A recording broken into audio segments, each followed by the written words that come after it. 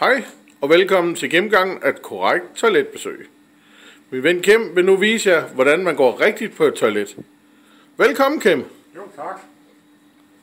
Kim åbner døren og går ind på toilettet.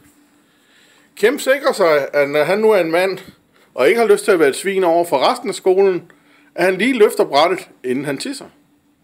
Fordi uanset om du har en stor, en lille, en langsom eller en voldsom, så kan du sagtens komme til at pisse på brættet. Når man så er færdig med at pisse, så slår man da brættet ned igen, fordi det kunne jo være den næste, der kommer en pige, der gerne vil sidde ned. Og når man har tisset, så har man sikkert også tisset på sine fingre, igen uanset størrelsen på kalorius. Så nu vil vi vise jer korrekt håndvask.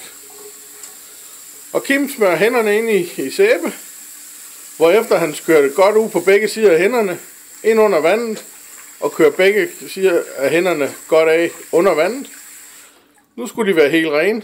Kim tager så et stykke papir, og der trækker han fra højre til venstre, fordi så er maskinen klar til at køre det næste ud.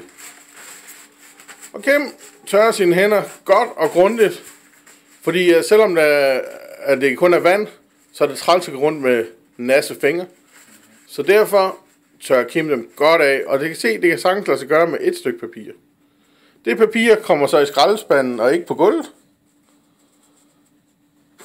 Og så er korrekt toiletbesøg færdig, og Kim er glad og tilfreds med både sine tørre fingre og sit vellykkede toiletbesøg.